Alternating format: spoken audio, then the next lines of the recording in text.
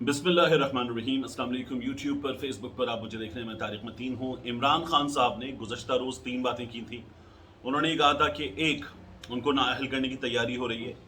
दूसरा, उनकी जमात को तोड़ने की तैयारी हो रही है, उनकी जमात पर पाबंदी की तैयारी हो रही है, मंजर से हटाने की कोशिश है उनकी जमात को इस पॉलिटिकल सीन में, जहाँ वो तीसरी क़ुव्वत के तौर पर उभरी थी लेकिन अब सबसे बड़ी सियासी क़ुव्वत है।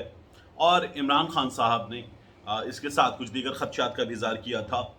अब मैं आपके सामने एक जर्नैल की 4 अप्रैल को कही गई बात, जब नो कॉन्फिडेंस मूवमेंट और ये तमाम चीज़ें बहुत ज़्यादा हाइप में थी, बहुत ताज़ा थी, वो बात आपके सामने रख रहा हूँ, जिससे आपको अंदाज़ा होगा कि उन्होंने फोर्सी कितना किया था, कितना दूर तक देखा था कि क्या कुछ होने जा रहा है। और उनके पास डेफिनेटली कुछ इंफॉर्मेशन भी होगी, तो मैं आपके सामने रखता हूँ। मोहम्मद हारून असलम साहब, लेफ्टिनेंट रिटायर्ड, उन्होंने क्या कहा है। 4 अप्रैल को जो उन्होंने कहा था उसके बारे में उन्होंने अब एक ताज़ा ट्वीट करके उसको याद दिलाया है। वो ये कहते हैं कि मेरा 4 अप्रैल का ट्वीट, मैं कोई किस्मत का हाल बताने वाला तो नहीं हूँ, लेकिन एक फेयर असेसमेंट की थी हालात की जो बनते हुए नजर आ रहे हैं। मैं ज्यादा गलत साबित नहीं हुआ हूं। चीजें तेजी से उसी तरफ जा रही हैं। पाकिस्तान तहरीक इंसाफ पर पाबंदी की तरफ चीजें जा रही हैं, इमरान खान को नाअहल करने की तरफ चीजें जा रही हैं। और ये लोग जो लाकर बिठाए गए हैं, मुसल्लत किए गए हैं, गर्दनों पर सवार करवाए गए हैं, ये लोग अब बहुत तेजी के साथ लंदन से आने वाले अहकामात के मुताबिक जो जो मदद इनको हासिल है उसकी जरिए ये इमरान खान के खिलाफ, पाकिस्तान तहरीक इंसाफ के खिलाफ आगे बढ़े। हारून असलम साहब ने 4 अप्रैल को क्या कहा था, इनका ट्वीट है, मैं पढ़ देता हूं आपके लिए और फिर बता देता हूं। NCM, no confidence movement motion. इसके बाद देखते हैं, plan to wipe out PTI as third political force.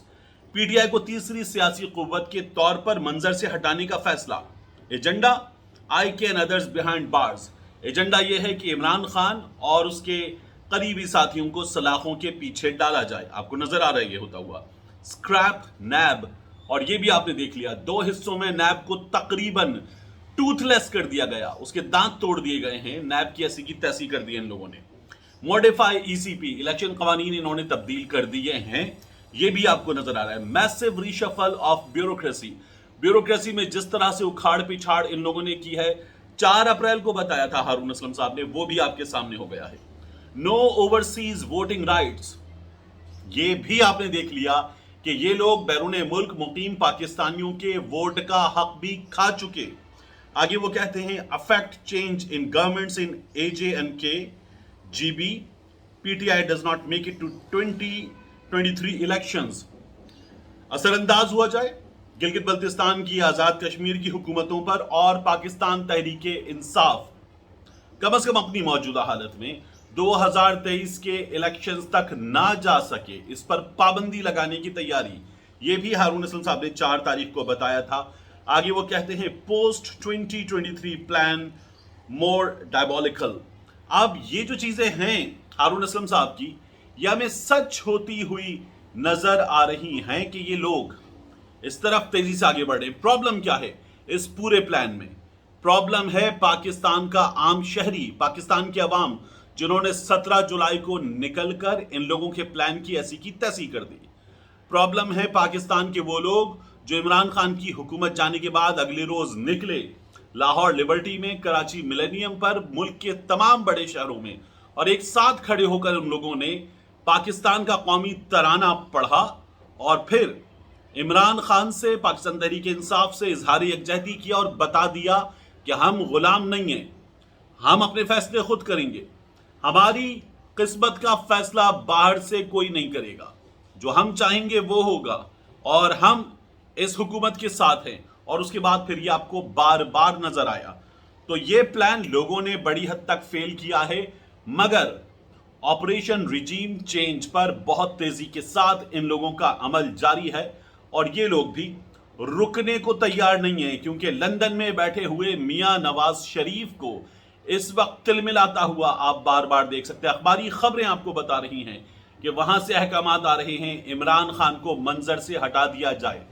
آپ کو دلیل کی جگہ نفرت نظر آ رہی ہے. کل آپ نے جو سنا مریم اورنگزیب صاحبہ کو عمران خان صاحب کی تقریر کے بعد، وہ باقی دلیلیں تو چھوڑیں، انہوں نے جو گفتگو کی ہوئی تھی عمران خان اپنی شکل دیکھو، میں حیران تھا. وہ کہہ رہی تھی عمران خان اپنی شکل دیکھو. جس سیاستدان کو دنیا بھر کے سیاستدانوں میں جو دیکھنے میں، اچھا دیکھنا کچھ بولتا میٹر نہیں کرتا، مگر جو دکھنے میں سب سے بہتر نظر آتے ہیں ان میں شامل کیا گیا ہے، اس کے لیے مریم اورنگزیب صاحبہ وہ کہہ رہی تھی عمران خان اپنی شکل دیکھو. یہ اس طرح کی سیاست پر اتر آئے ہیں، ان کے پاس دلیل ختم ہو چکی ہے. یہ فتنہ کر لیں گے، یہ پنکی کر لیں گے، یہ گوگی کر لیں گے، اس سے آگے کرنے کو بات ان کے پاس ہے نہیں. کل عمران خان نے ان کی تمام چیزیں لپیٹ کے ان کے منہ پہ مار دی تھیں چند سیکنڈز کے اندر. ان کے بیانات کا کچا چٹھا سارا ان کے سامنے رکھ دیا تھا. تو یہ عمران خان نے ان کے ساتھ کیا. نجم سیٹھی صاحب نے ایک اور خبر دی ہے. نجم سیٹھی صاحب یہ کہہ رہے ہیں کہ عمران خان کی حکومت جب گئی ہے اس کے بعد عمران خان کے خلاف کارروائی کے لیے اس حکومت نے اجازت لی ہے. یہ الفاظ دوبارہ سن لیجئے، اس حکومت نے اجازت لی ہے اسٹیبلشمنٹ سے. یہ نجم سیٹھی صاحب کے الفاظ ہیں. وہ یہ کہتے ہیں کہ اسٹیبلشمنٹ سے ان لوگوں نے پوچھا، یہ بہت ڈرے ہوئے، یہ بہت کمزور حکومت ہے، یہ اپنے طور پر فیصلہ کرنے کی صلاحیت نہیں رکھتے. انہوں نے عمران خان کے خلاف ایکشن کے لیے پوچھا، اسٹیبلشمنٹ سے جواب ملا کرنا ہے تو کریں، ہم پر مت رہیں، اور اگر اس کے کچھ نتائج نکلیں گے تو وہ بھی آپ کی ذمہ داری، ان کے لیے بھی پھر ہم پر انحصار مت کیجیے گا. نجم سیٹھی صاحب کہتے ہیں کہ رانا ثناء اللہ کی بڑی خواہش ہے کہ وہ عمران خان کو گرفتار کرے. یہ لوگ اس طرف بڑھنا چاہتے ہیں لیکن ڈرے ہوئے ہیں. وہ یہ کہتے ہیں کہ یہ لوگ ڈرے ہوئے ہیں، اور ساتھ میں نجم سیٹھی نے کہا کہ عمران خان نے ان کی کچھ باتیں نہیں سنا دی ہیں. چھوٹی سی بات آصف زرداری نے کی تھی، چھوٹی سی بات نواز شریف نے کی تھی، دیگر لوگوں نے چھوٹی سی بات کی تھی، اور کوئی بغاوت تو پیدا کرنے کی کوشش نہیں کی. یہ جو فضل الرحمان نے کہا تھا، جو امریکہ کا حشر ہوا افغانستان میں، بڑے بڑے رینکس والوں کو کہنا چاہتا ہوں کہ تم سے زیادہ محترم ہوں، سیدھے ہو جاؤ ورنہ تمہارا وہ حشر کریں گے جو امریکہ کا افغانستان میں ہوا تھا، بلکہ اس سے بھی برا.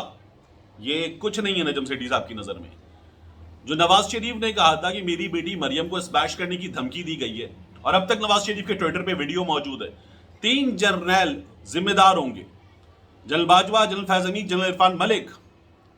تو یہ چھوٹی بات نہیں ہے نواز شریف کی جانب سے کی گئی. نجم سیٹھی صاحب کی نظر میں مریم نے کہا تھا کہ میں اپنے فوجی بھائیوں کو کہنا چاہتی ہوں 2018 میں تمہارے بڑوں نے جو کیا تھا تم اب وہ مت کرنا. یعنی جو شہباز گل کے الفاظ ہیں وہ بات کے، مریم نے یہ بات اس سے پہلے اس سے زیادہ شدت کے ساتھ کی تھی.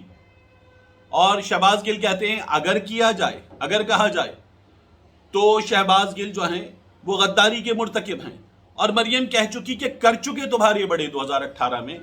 تو مریم غداری کی مرتکب نہیں ہے. مریم جو کہ عدالتی حکم کے تحت ایک مجرمہ ہے، وہ غداری کی مرتکب نہیں ہے. یہ اس وقت ان لوگوں کا حال ہے، اس حکومت کا، اور یہ ڈرے ہوئے ہیں، یہ واقعتاً ڈرے ہوئے ہیں، یہ ایک عام شہری سے ڈرے ہوئے ہیں، کیونکہ جو ان کے پلان ہیں وہ بوگس پلان ہیں. انہوں نے شہباز گل کو گرفتار کرنے کے ساتھ ایک پرچہ کراچی میں جو میمن گوٹ تھانے میں ہوا، اس میں عماد یوسف ARY کے ہیڈ آف نیوز، ارشد شریف، عدیل راجہ ارشد شریف کے پروڈیوسر، خاور گھمن ARY کے مالک سلمان اقبال، ان لوگوں کے خلاف بھی کیا. اب جب یہ گرفتاری ہوئی عماد یوسف کی تو وہ ہوئی رات 3 بجے کے قریب. گھر میں دروازے توڑ کر، گھس کر، کیمروں کا رخ موڑ کر عجیب بھونڈے انداز میں گرفتاری کی گئی. اور اس گرفتاری کے بعد ظاہر یہ کیا گیا پرچوں میں کہ وہ گرفتاری صبح 9 بجے ہوئی ہے. اس کی وجہ یہ تھی کہ یہ لوگ یہ چاہتے تھے کہ عماد یوسف کو ایک رات تو کم از کم ضرور سلاخوں کے پیچھے رکھا جائے. تو ان لوگوں نے 24 گھنٹے میں جو پیش کرنا عدالت میں، اس قانون سے بچنے کے لیے صبح 9 بجے گرفتاری ڈالی. آج صبح یہ لوگ پہنچے عدالت لے کر صبح ارلی، اور عماد یوسف کو عدالت نے بری کرنے کا حکم دے دیا ہے. ضابطۂ فوجداری کی دفعہ غالباً 63 ہے، اس کے تحت عدالت نے عماد یوسف کو بری کرنے کا حکم دے دیا. یہی پرچہ ہے ارشد شریف پر، عدیل راجہ پر، خاور گھمن پر، سلمان اقبال پر. تو عماد یوسف تو اس پرچے میں ہو گئے ہیں بری، اور اس حکومت کو اپنے किए गए, राना सनाउल्लाह ने कहा था ये बार बार मीडिया पर आकर, अपने किए गए दावे गलत साबित होते हुए नजर। उन्होंने कहा था कि ये ARY शामिल है इसमें, ये तहरीरी बयान है, और इस तहरीरी बयान में जो इमरान खान ने लिख कर दिया था, शहबाज गिल ने जो कुछ किया है उसमें ARY की मुआवनत शामिल है। तो अदालत ने पहली बार में इन लोगों का पहला दावा गलत साबित करते हुए इनके हाथ में थमा दिया है। अब आगे अरशद शरीफ साहब जो बाहर गए हैं और दीगर लोग, इन लोगों के बारे में भी ये जो केस है ये इसी तरह से हमें ख़त्म होता हुआ नज़र आ रहा है। अदालतें फैसले कर रही हैं, ये अपनी चालें चल रही हैं, लेकिन अल्लाह रब्बुल इज़्ज़त अपने फैसले करता है और ये जो चालें हैं ये अक्सर उल्टी पड़ती हैं। मिलते हैं इंशाल्लाह आपसे अगले वीडियो में।